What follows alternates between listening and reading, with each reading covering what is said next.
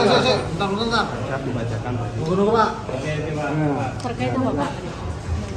Pledoi yang dibaca Pak. Permintaannya aja ya, permintaannya itu ya tidak terbukti dan meminta untuk dinyatakan tidak bersalah. Minta dinyatakan tidak bersalah. Iya. Ada bukti baru yang dibawa dalam pledoi ini apa? Sepertinya tidak ada.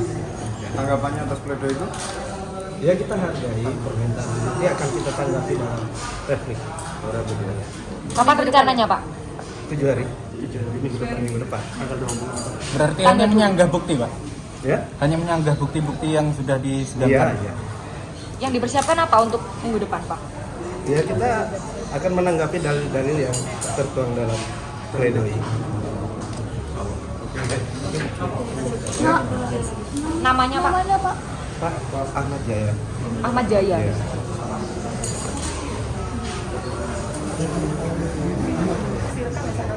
Udah. Lama Pak 3 jam. Apa aja yang disampaikan Pak? Banyak nih. Iya. Lama menghilang. Gimana Pak Gede? Gimana Pak Gede? Ya, pledoi-nya itu judulnya ini. Bisa dibaca? Ketika pelapor menjadi pelapor. Ya. Maknanya? Judulnya itu ini sesuai dengan isi fakta sidang. Jadi yang isinya tidak mungkin kita ungkap, hanya saya hanya jelaskan aja jumlah halamannya adalah 438 halaman, di mana ini kita urai dari semua fakta sidang, termasuk juga awal mula kasus ini masuk ke pengadilan.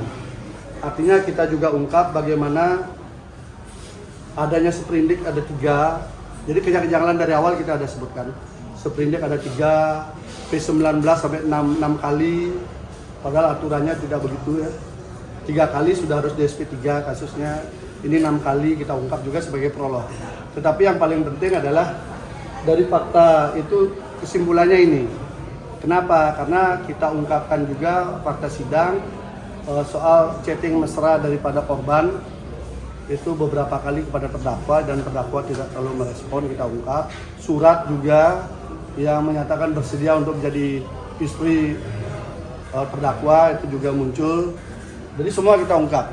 Dan kami juga meminta kepada penuntut umum karena menghadirkan 2 peristiwa di dalam pidana ini untuk bisa membuktikan lebih terang.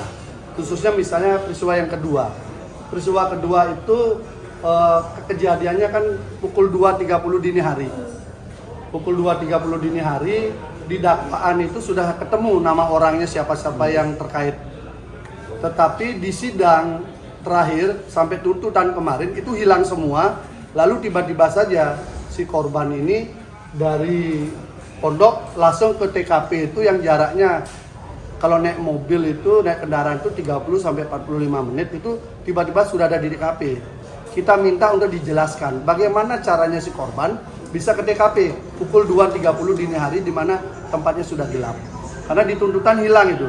Kenapa ini penting? Karena satu peristiwa itu gugur, maka dia pasal 65 nggak bisa dipakai. Jadi tuntutan sadisnya jaksa nggak bisa dipakai. Kita minta itu dihadirkan nanti di replik, bisa nggak? Kalau nggak bisa itu otomatis gugur. Karena apa? Karena nama yang disebutkan membonceng dia itu sudah membantah. Orang yang ketemu dengan dia di lokasi juga membantah.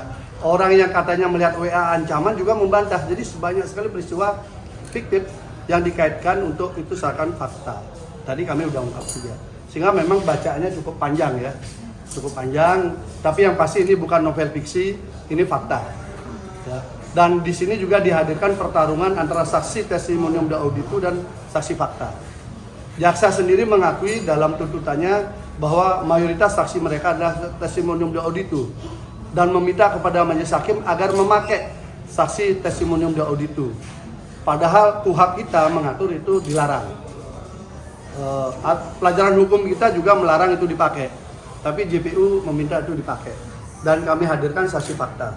Jadi saksi yang ada di lokasi, saksi yang melihat korban ketika ketemu dengan terdakwa, semua kita hadirkan di dalam pembelaan ini. Sehingga pertarungannya adalah apakah testimonium de auditu yang dimenangkan atau saksi fakta yang akan dimenangkan, kan gitu. Kalau testimonium de auditu yang dimenangkan, maka akan lahir peradilan sesat. Dan itu akan bisa terjadi kepada semua orang. Tinggal sebutkan aja si A, nanti kita cari 1, 2, 3, 4, 5 orang, cerita sama, dia bersaksi di situ walaupun tidak ada di lokasi. Maka itu dianggap kesaksian. Itu yang akan terjadi. Dan itu akan menuju peradilan yang sesat. Kami menolak saksi itu karena itu melanggar asas-asas penegakan hukum dan keadilan. Kami ingin fakta sidang aja dipakai. Kami juga mengajak kepada jaksa penuntut umum jangan sekedar menjadi penuntut, karena jaksa itu juga penegak hukum, penegak keadilan, dia juga punya nurani untuk mengukur nuraninya. Karena itulah saya katakan tuntutan kemarin itu tuntutan yang sadis dan tidak berperi keadilan, tidak mengacu pada fakta sidang.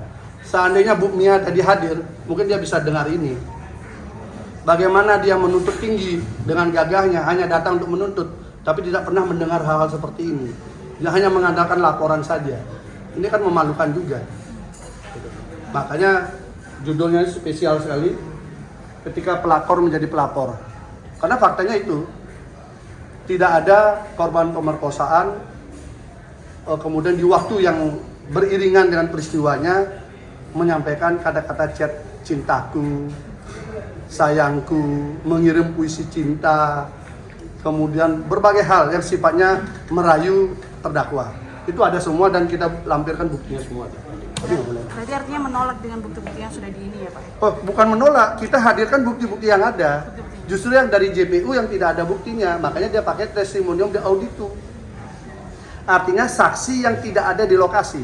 Jadi saksi yang dihadirkan itu saksi satu ada di Pati, ada di Kudus, ada di Demak. Itu kesaksian di sini, ada di Jawa Barat, ada di Lampung waktu peristiwa. Waktu peristiwa dan saksinya mengakui juga. Dan itu dipakai sebagai bahan untuk kemudian JPU menuntut 16 tahun Mas Beki. Makanya saya minta kepada warga Sidikiyah, lawan terus dulu dengan doa.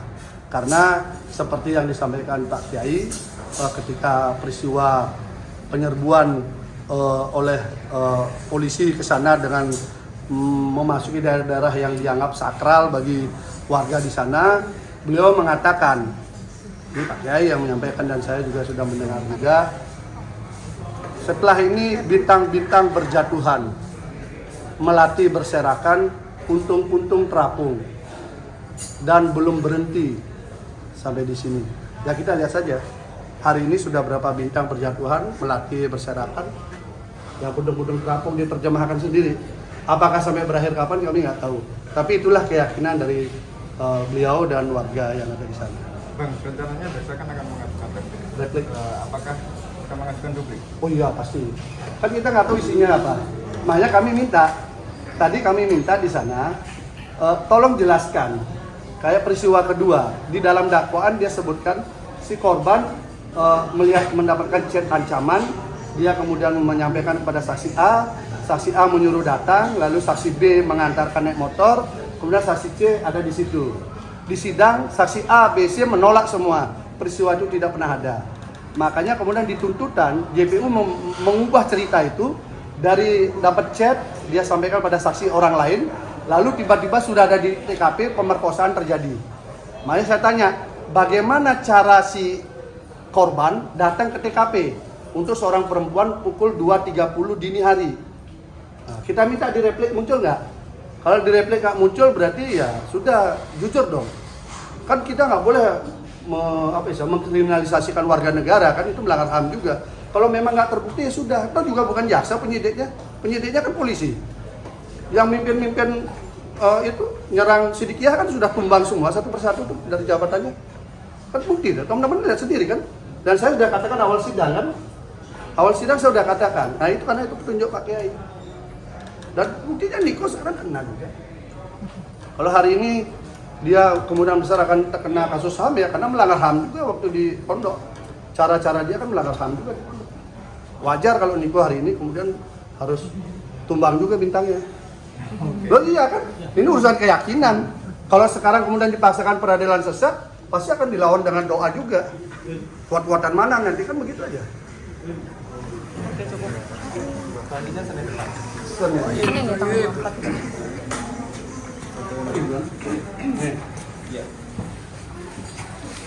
Yang boleh ini aja ya.